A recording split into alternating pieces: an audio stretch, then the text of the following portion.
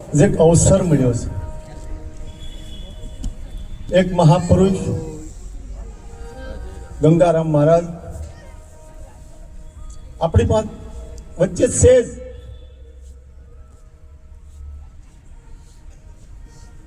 એનું રૂપ નથી, સ્વરૂપ તો છે જ. આપણે એની સત્રાસ અહીંયામાં મળ્યા છીએ અને એણે જે કંઈ જીવન જીવી અને જે કાર્ય કરતા ગયા છે એમાંથી કંઈક ગુણ આપણે પ્રાપ્ત કરવાનો છે. અને તમે વિચાર કરો કે ગુજરાતના ચારે છેડા, હું જોઉં છું કે ગુજરાતના ચારે છેડા જુઓ તો ચારે છેડામાંથી કોઈ પણ એવો છેડો નથી કે જ્યાંથી આજે કોઈ મહાપુરુષની ગેરહાજરી છે. આ બધા કયા નાતે આવ્યા છે અહીંયા? અને આપણે બધા સર્વત્ર મળ્યા છીએ ને, આપણે પૂછીએ કે તમે તો ગામે નિરાતના, તો ખરેખર નિરાતના છીએ કે કોઈ નાયક જાતના છીએ અને કોઈ આપણે પરિચય છીએ? હજી આપણું જે પાછળનું જે કંઈક છે ને એને આપણે હજી ભૂલ્યા નથી. આપણે પાછળ જે હતા ને એને હજી આપણે ભૂલ્યા નથી. અને આપણે એમ કહીએ છીએ કે ભૂતકાળને ભૂલો અને ભવિષ્યકાળની વાતો કરો. અહીંયા ગંગારામ મહારાજે જે વાડી ખીલાવી છે એ મહેનત વગરની ના હોય. સંત સપૂત અને તુંબડા એ ત્રણેયનો એક જ ભાવ. એ તારે પણ બોલે નહીં, એનો તાર્યા ઉપર છે ભાવ.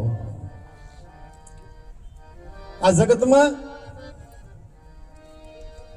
જન્મ્યા પછી જીવન જે જીવ્યા છે એવું જીવન જીવ્યા છે કે જેને તારવાનો ભાવ રાખ્યો છે. પોતાના ખાતર એ જીવન નથી જીવી ગયા. આપણું જીવન તો એવું હોવું જોઈએ કે મહાપુરુષોના જીવનમાંથી કંઈક આપણે ગ્રહણ કરી અને આપણા જીવનમાં ઉતારવું. આપણે બધા અહીંયા સંતના નાતે મળ્યા છીએ. આમાં કોણ ક્યાં પુરુષ કયા નાતના છે ખબર નથી. આપણો પરિવાર શું છે? આપણો સંત પરિવાર છે ને એ નાતે આપણે મળ્યા છીએ. એક સંત પરિવારના એક પુરુષ જેની આપણી વચ્ચે ગેરહાજરી છે, જેની આપણી વચ્ચે ગેરહાજરી છે, એના માટે આ શબ્દરૂપી પુષ્પ એના શરણોમાં અર્પણ કરવા માટે આપણે અહીંયા મળ્યા છીએ. એની હાજરી છે જે સ્વરૂપે છે. સદગુરુના બાળકને ખબર હશે કે એ કયા સ્વરૂપે એની હાજરી છે અહીંયા. કેમ કે મહાપુરુષ કે આવતો નથી, જાતો નથી, જન્મતો નથી, મરતો નથી, એવું સદગુરુનું જે સ્વરૂપ છે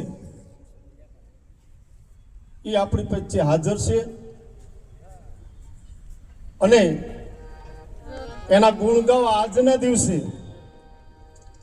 મારો પરિચય આપવાની કોઈ જરૂર નથી. કેમ કે આપણે જેના ગુણ ગાવા અહીંયા મળ્યા છીએ એવા પુરુષોના ગુણ ગાય અને હું તો કહું ધન્ય બનવું જોઈએ.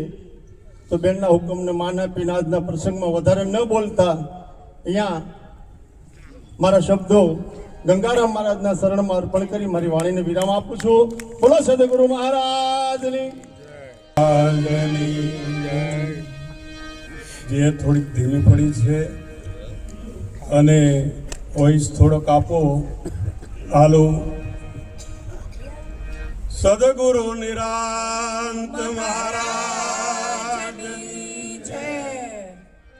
સદગુરુ પરથીરામજી મહારાજની જય. સદગુરુ ગંગારામ મહારાજની જય. આજે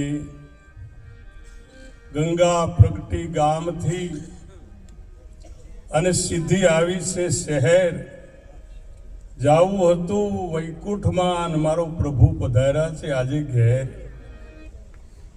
આયખા પ્રમાણે ઉઠી જાવું, સિદ્ધ સાધક અને સોય અજો ભણે છે આત્મા, આ જગતની અંદર આ કાયાથી અમર રહ્યું નથી કોઈ, પણ અમર નામ, અમર કાયા, અમૃત પાય જે કોઈ, દાસ જયસુખ એવું કહે કે એને આવાગમન કોઈ દિવસ ન હોય.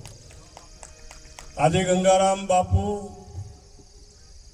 બધાને યાદ કર્યા, મુબારક મહારાજને યાદ કર્યા, પરંતુ આઈનો જે પાયો નાખનાર મુબારક મહારાજ તો ખરા જ, પણ અમારા સદગુરુ મણિરામ મહારાજ આજે 1980 થી આવે છે.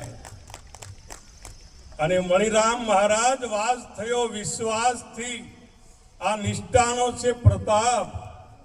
જીવ ઈશ્વર કે જગત નથી, ત્યાં મણિરામ મહારાજ છે આપોઆપ.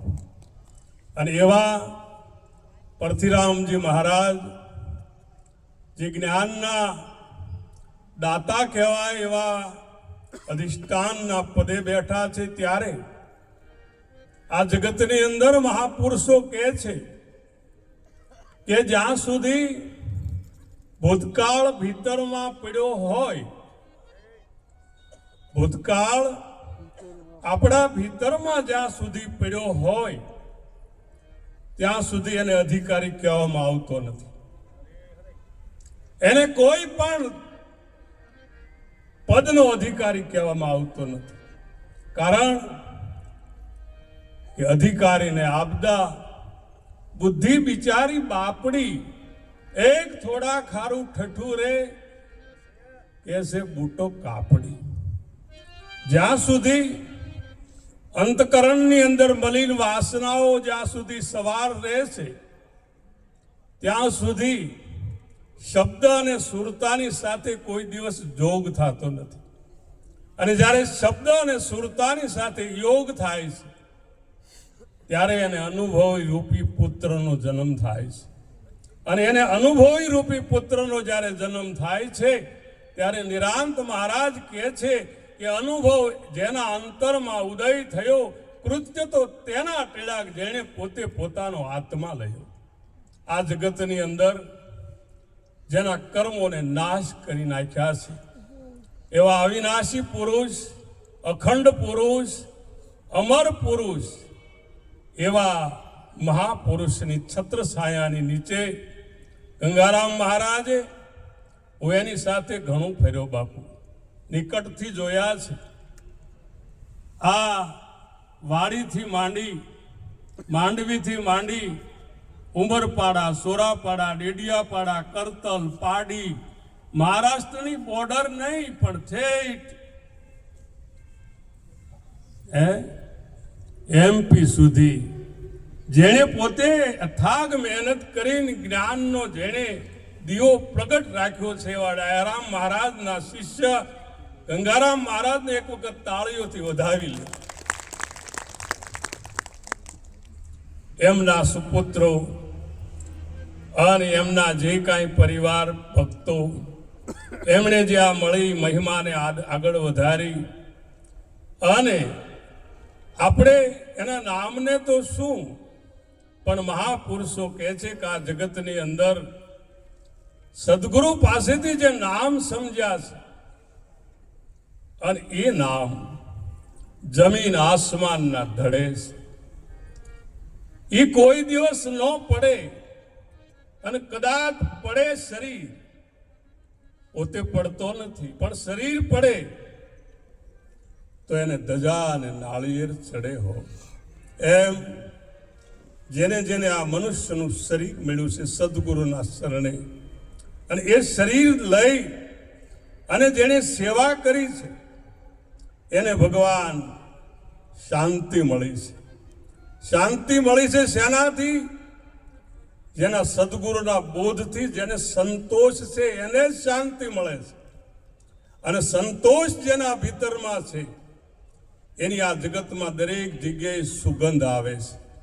અને એ સુગંધ હોય તો એક નામની છે, એક સતની છે. એની સત જે છે એ ત્રણ કાળમાં આવતોય નથી અને જાતોય નથી. નિરાંત મહારાજ કહે છે કે ઉત્પત્તિ પ્રલય નહીં હમારે, જાણે કોઈ એક જોગી, પણ હમ સરીખા હમકો બુझे दूजा तो सर्वे विजोगी. जुदी जुदी राह से जीव चलत है, हम जहां के ताही अपरंपार गए जुग बीती पण पंथ हमारे नाही। आ जगतनी अंदर જ્યારે પંથ છૂટી જાય ત્યારે મહંત પણ ઓટોમેટિક વયું જાય છે બાપ।